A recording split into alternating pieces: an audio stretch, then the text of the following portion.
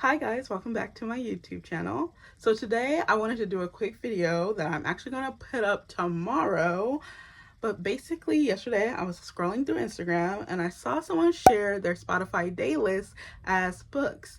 And that got me thinking.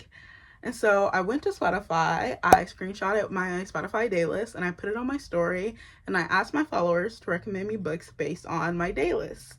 And since I'm planning to put this video up in the quick time frame, I really just took the first recommendations that came in and whichever book was the shortest, which led me to a recommendation by a follower that I should read There Are Things More Beautiful Than Beyonce by Morgan Parker, which is a poetry collection. And so I went ahead and downloaded it on my Kindle. Here it is, if you can see the cover. Very gorge, very gorge. And just to read you a little description about the book. So, there are things more beautiful than Beyonce. The only thing more beautiful than Beyonce is God. And God is a black woman sipping rosé and drawing a lavender bath, texting her mom, belly laughing in the therapist's office, feeling unloved, being on display, daring to survive. Morgan Parker stands at the intersections of vulnerability and performance, of desire and disgust, of tragedy and excellence. So that's what we're going to be reading today. And I'm very excited just based off of that description. So I'm going to go ahead and jump into this poetry collection.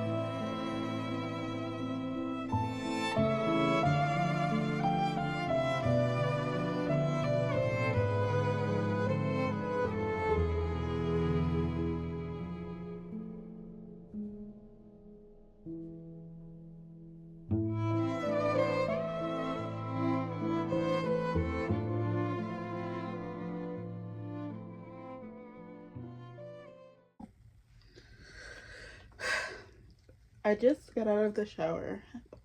Hair is fresh and washed, and I'm just going to put in some, what is this stuff called? Curl and Style milk from Shea Moisture, while I tell you about, I'll give you a little update about the poetry book. So I'm about 50% in, I think, and what am I thinking? Well, first, poetry itself can be I know there's I feel like a lot of people would say like they just like can't do poetry and can't understand poetry, and I definitely was like one of those people who just I couldn't do poetry because it's the abstractness, you know. Sometimes I just can't place the metaphor, I guess. I don't know what the author is trying to tell me with the metaphor. So yeah, poetry can be hard, and I definitely used to be a person who's like, I can't. And eventually I realized that for poetry, at least for me, you have to, well, I realized I have to find poetry, I guess, from people who like come from similar experiences that I do, because I find that those shared experiences can be like an anchor, or, you know, a foothold for you while you're reading and whenever you get lost. So I started reading a lot more poetry by Black authors and authors of color, and it was like, it was discovering a new genre, because I started to like understand poetry. I really got it, and I started to read it a lot more. So all that to say, I was reading this and I was like, there's some parts that I'm not getting. But like I said, there are those like footholds throughout, and I'm like, yes, I get this. And those footholds like sort of open up the rest of the text. And I know, like, another thing about poetry is, most likely, if you didn't get it the first time, you gotta read it again. And there's too many books to read. I don't have time to read the poem again, especially if it's a long poem. Sometimes if they're like relatively short, I'll go back and I'm like, yeah, I get it. That I find that the last line in a poem, that's your friend. Like, when you get to that last line, go back to the beginning, and then like everything makes sense then. But I'm finding like in this collection, I don't know if it's maybe just like me this time or if it's the collection itself, but it's not clicking. It's not clicking. Not to say that it's bad. One thing about poetry is that, like, I feel like it's one of the most subjectives, and it's kind of hard to be like, this is a bad poem. Like, because a lot of the times it's like a poem that's not for you. And so that's a different thing. I mean, there definitely are bad poems. Like, for me, a bad poem is like a poem that's very, very simple. And I'm reading it and I'm just like, did this need to be said? Or just the way you said it, it's not giving me anything to walk away from this text with. And then sometimes I'm like, okay, I understand, you know, poetic language and all that, but this metaphor, this illusion, whatever you're making, it doesn't make sense. So there's definitely like poetry that is not good, but like it's hard to be like to really say, I think, what is bad poetry. That's like more I mean, everything is subjective, but there's like some things that lean more objective than others. But throughout this collection so far, there's like definitely some lines that have stood out. Just to read a few. So, in the poem, "These Are Dangerous Times, Man," she writes, "I need to know what it feels like to be softened." And that image, I don't know, it just really stuck out to me. Just like, I need to know what it feels like to be softened. And this coming from like a Black woman, and for me as a Black woman, and just like all the history, all that you hear about just like Black women's experience, and how they always have to be hard and strong and all those things. So that line really stood out to me. And then in another line, in the poem "Delicate and Jumpy," "I just want to have a heart for this, to be a shaved dog begging at your heels." Like, is that not beautiful? It's cutting, you know? And then let me read you one more. Okay. "I never should have grown up before your eyes." Oh, and this is from the poem "Black Woman with Chicken." "I never should have grown up before your eyes. I'm the sparkle on glass lips, type A in the kitchen, wanting more, blurry princess self-narrating." And that just like, I don't know, that image of self-narrating, like being able to like voice your story, that stood out to me. So I'm enjoying it, but, and to give myself a little credit, I do think I don't know where this poetry book falls in Morgan Parker's, what is the word? Bibliography? Yeah, bibliography. Is it bibliography?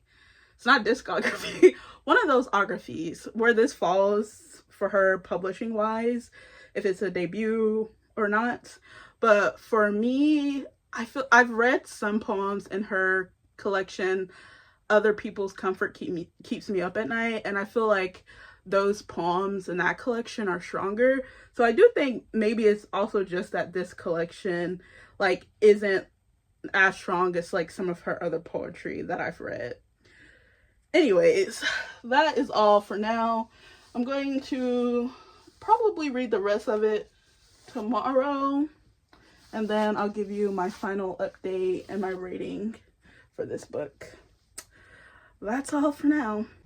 Okay, I enjoyed the collection overall. I really did. I really enjoyed it overall. I just finished about a few minutes ago, so my thoughts are fresh, but I enjoyed it. I looked it up, and Other People's Comfort Keeps Me Up at Night came out before this collection. I think I just maybe connect to those poems a little bit more. But I did enjoy the reading experience of this, and I really loved how Parker handled the conceit of Beyonce throughout.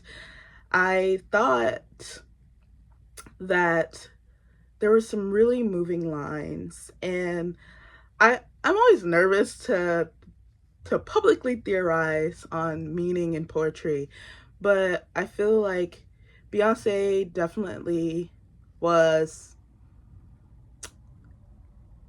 Just imagine how you look at celebrities, and I don't want to say how you inscribe feelings onto them, but something like that. So there's definitely this like looking at Beyonce and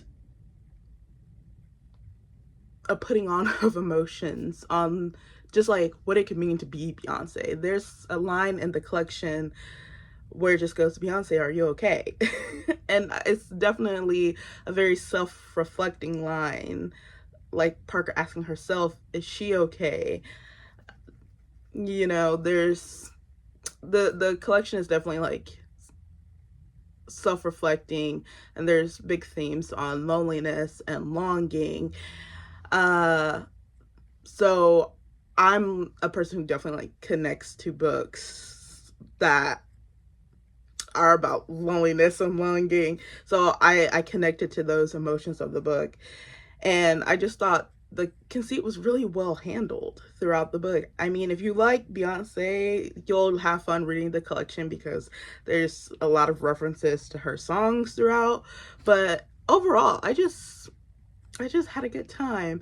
And towards the end of the collection, I picked up the audiobook, and it was really nice hearing her read the poems. So I definitely recommend giving the collection a shot. I'm trying to decide where I want to land ratings wise. I'm going back and forth between a 3.5 and a 4, and I think I might land on a 4 just because I thought it was like well done. For me personally, my rating goes up if I think the writing is well done. I know like people talk about 5-star feeling, and there are definitely books where I'm like, I just loved everything about this, 5-star. But there are books that I'm like, there are parts here there are parts here that I was just like, whoa. And I still gave it 5 because it was like, it was just brilliantly written, you know?